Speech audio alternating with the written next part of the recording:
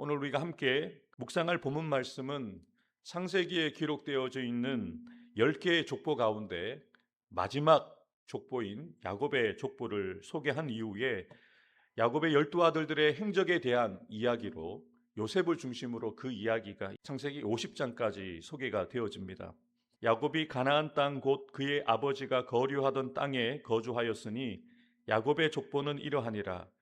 요셉이 17세의 소년으로 그의 형들과 함께 양을 칠 때에 그의 아버지의 아들들 빌하와 실바의 아들들과 더불어 함께 있었더니 그가 그들의 잘못을 아버지에게 말하더라. 요셉은 노년에 얻은 아들이므로 이스라엘이 여러 아들들보다 그를 더 사랑함으로 그를 위하여 채색 옷을 지었더니. 아멘.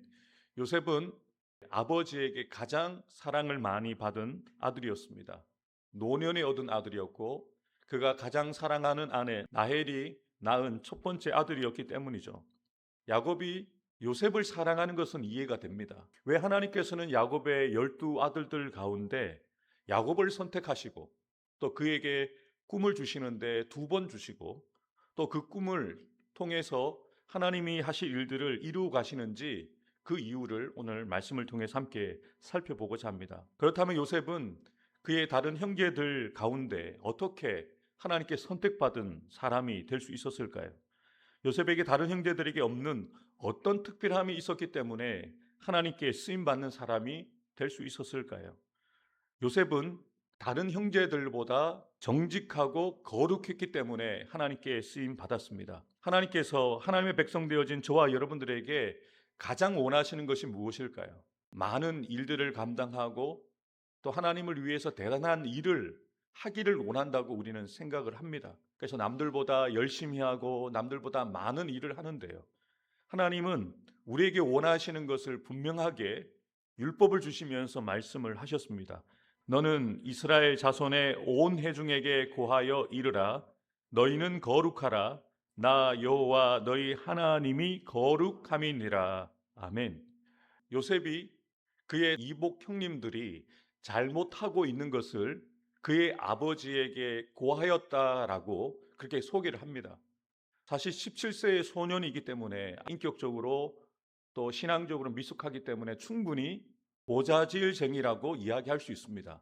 다른 사람의 잘못을 다른 이에게 전하는 보자질처럼 보일 수 있습니다만 저는 이것을 하나님의 눈으로 보게 되어지면 정직이라고 볼 수가 있습니다. 원문 성경을 분석한 내용들을 살펴보니까 우리가 이해하는 것처럼 고자질한 것이 아니라 정말로 그의 형들이 하나님 앞에서 그리고 아버지 앞에 잘못한 것들을 있는 그대로 이야기했다는 거죠. 그의 아버지 야곱도 요셉에게 이 일에 대해서 분명히 어떠한 이야기를 했을 것이라고 학자들은 주장을 합니다. 그 형들이 어떻게 잘 지내고 있는지, 형들이 어떻게 하고 있는지를 나에게 이야기해 주라 라고 해서 그의 아버지가 아들 요셉에게 분명히 이야기했기 때문에 요셉은 그렇게 아버지에게 와서 형들의 행적을 이야기했을 것이라고 주장하는 학자들이 있거든요. 충분히 이해가 되어지는 것은 그의 형들이 멀리 양을 치러 갔을 때 요셉을 보내잖아요. 형들이 잘 지내고 있는지, 양떼들은 어떻게 있는지 보고 와서 내게 이야기해라. 이것이 요셉이 하는 일이었거든요. 여러분, 만약에 요셉이 정직하지 않았다면, 하나님과 아버지 앞에 거룩하지 않았다면 그의 아버지에게 속일 수가 있습니다. 사실을 사실이 아닌 것처럼 이야기하고 넘어갈 수 있습니다. 그러면 형들과의 관계는 좋아질 수 있어요. 형들과는 불편하지 않을 수 있습니다. 그런데 이것이 요셉의 정직함이고 거룩함이라고 생각합니다. 형들과 불편할 수는 있지만 사실을 이야기를 하고 아버지가 자신에게 요구했던 것들을 아주 정직하게 이야기하는 것, 이것을 요셉의 강점, 정직함, 거룩함으로 보는 것이죠.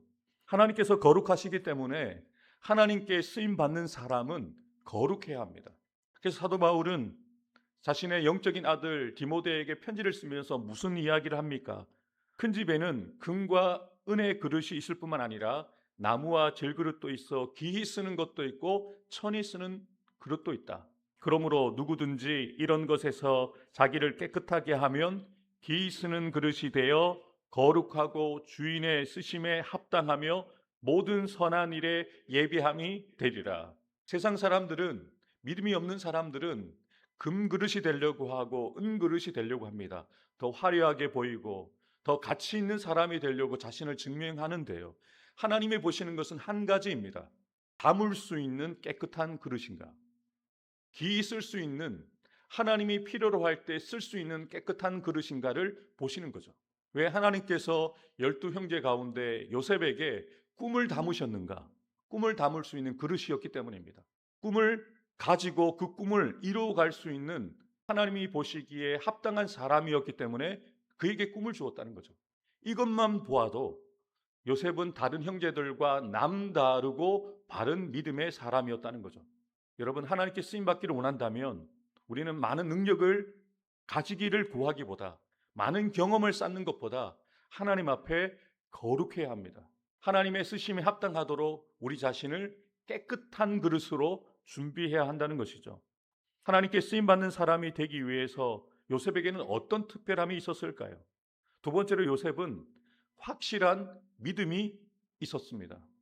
여러분, 이 땅을 살아가는 많은 사람들은, 또한 믿음의 사람들은 꿈을 꾸면서 살아갑니다. 그런데 그 꿈을 이루는 사람은 극히 드물지요. 왜 그럴까요? 자신을 향한 확신이 없기 때문입니다. 더 나아가서 자신을 부르신 하나님에 대한 확신이 없기 때문에 하나님이 주신 꿈과 사명을 온전히 이루어가지 못한다는 거죠. 하나님께서 우리에게 꿈을 주시고 그 꿈을 이룰 수 있는 능력 주신다는 것을 우리가 확실히 믿지 못하기 때문에 꿈을 이루지 못한다는 거죠. 사실 요셉은 하나님께서 주신 꿈을 2번 꾸지만 그 꿈을 이루기까지 13년의 시간이 걸리게 됩니다. 그에게 주어진 현실은 만만하지 않았습니다. 13년이란 세월 동안 종살이를 하고 옥살이를 한다는 것, 결코 쉬운 과정이 아닙니다. 그래서 제가 중고등부 사역을 할 때 부모님들에게 이렇게 질문을 던졌습니다. 여러분들의 자녀들이 요셉과 같이 하나님께 쓰임받는 사람 되기 원합니까? 그럼 부모님들은 당연히 요셉이 국무총리가 되었던 것을 기억하면서 아멘이라고 대답을 하죠. 그럼 저는 이렇게 대답을 합니다.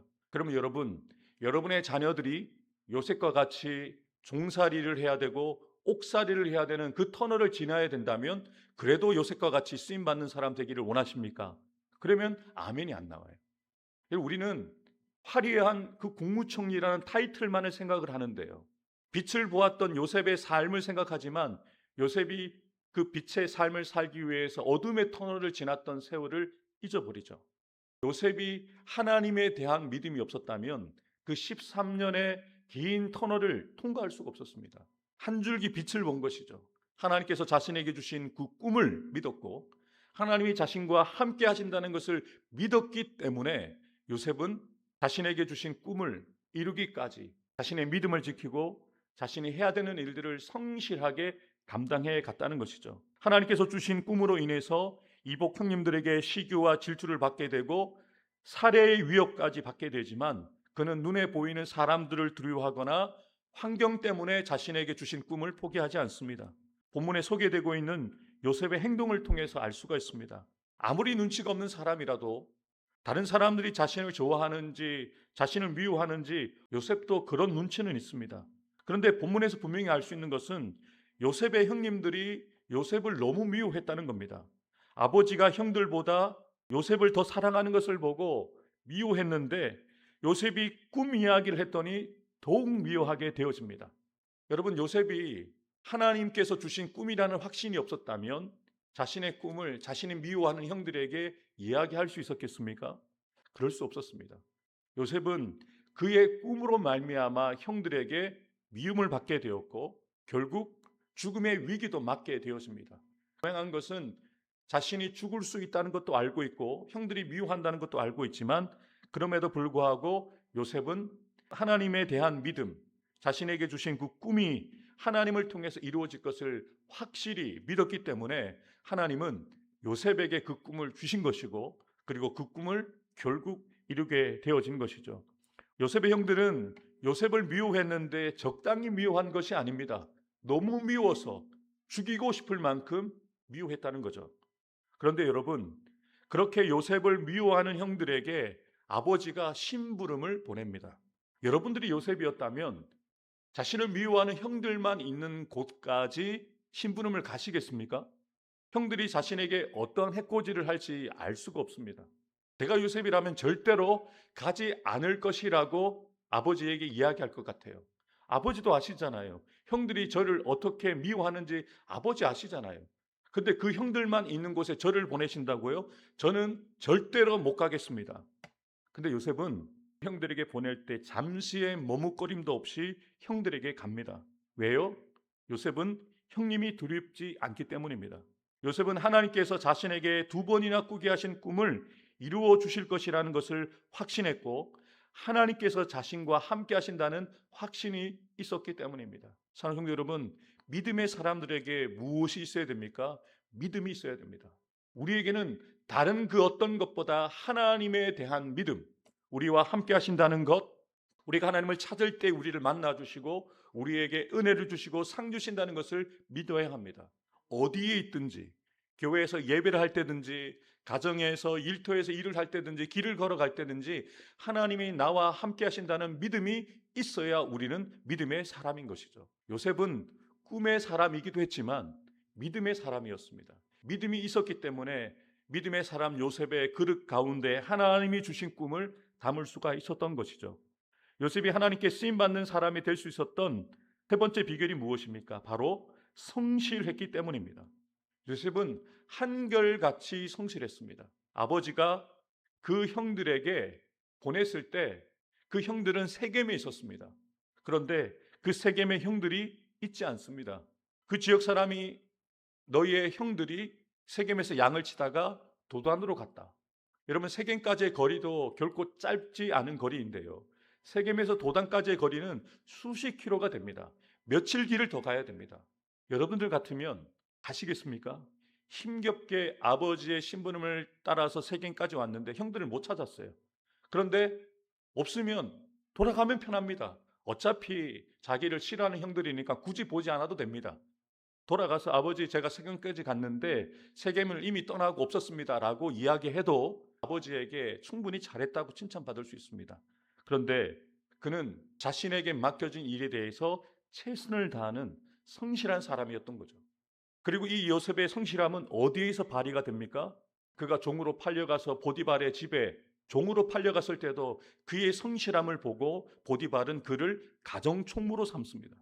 그가 억울하게 옥살이를 할 때도 간수장이 요셉에게 옥에 있는 모든 그 사물을 요셉에게 맡깁니다. 아무에게나 일을 맡기지 않습니다. 그런데 요셉은 옥살이를 할 때도 성실했고 종살이를 할 때도 성실했고 아버지가 심부름을 시킬 때도 자신의 환경과 자신의 감정을 따르지 않고 자신에게 주어진 길에 최선을 다했기 때문에 하나님은 요셉을 통해서 하나님의 일을 감당하셨던 것이죠. 이것이 요셉에게 있는 강점이라는 것입니다. 하나님께서는 성실한 자를 보호하신다라고 말씀하십니다. 요셉은 자신이 처해 있는 환경을 탓하지 않고 원망하거나 불평하며 내가 왜 이런 곳까지 와서 형들 때문에 내가 이런 생고생을 한다라고 말하지 않습니다. 여러분, 17세 소년이 10대를 지나고 20대를 종살이를 하고 가장 화려한 시절을 그렇게 고생만 했는데 요셉이 어떻게 13년을 버텼겠습니까?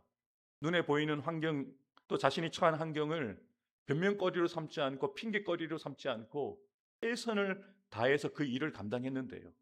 그런 경험이 나중에 애굽 국무총리가 되었을 때도 그것을 사용할 수 있게 된 거죠.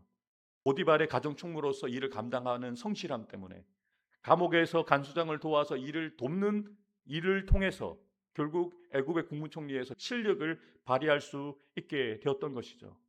마지막으로 요셉처럼 하나님께 쓰임받는 사람이 되기 위해서는 하나님께서 꿈을 주시지만 그 꿈을 이루기까지 오랜 시간의 고난과 훈련의 시간이 필요합니다. 고난을 통과하고 그 훈련을 통과할 때에야 하나님의 때에 하나님의 역사를 따라서 그 꿈이 이루어지게 되어지는 역사를 우리가 보게 되어집니다. 사랑하는 성도 여러분, 우리가 하나님께 쓰임 받기만을 원해서는 안 됩니다. 분명히 하나님께 쓰임 받기 위해서는 하나님께서 우리에게 허락하시는 그 고난의 터널을 지나야 합니다.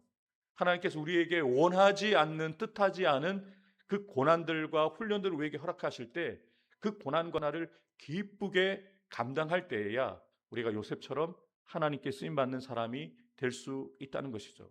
여러분들에게도 질문을 던지고 싶습니다. 여러분, 하나님께 쓰임 받는 사람 되기를 원하십니까? 그렇다면 하나님께 쓰임 받는 사람답게 오늘을 살아가십시오. 하나님이 여러분에게 하나님의 일을 맡기실 수 있는 깨끗한 그릇으로 준비되십시오. 하나님께서 여러분들에게 그 일을 맡기실 때 내 감정과 내 환경 따지지 않고 그 사명만을 바라보고 주신 꿈만을 바라보고 최선을 다해서 성실하게 그 일을 감당하는 저와 여러분들이 되기를 주님의 이름으로 축복합니다. 또한 하나님께서 여러분들에게 그 꿈을 맡기실 때 나의 꿈이 아니라 나를 통해서 이루실 하나님의 꿈임을 기억하면서 하나님을 기쁘시게 하기 위해서 믿음으로 그 일을 감당하는 거죠. 믿음으로 오늘을 살아가는 것이죠. 그럴 때 하나님께서 부족하지만 저와 여러분을 통해서 요셉과 같이 그 가족들을 구원하신 것뿐만 아니라 애굽과 그 주변의 많은 사람들을 구원하신 것처럼 저와 여러분들 통해서 하나님의 역사를 이루어갈 줄 믿습니다. 기도하겠습니다.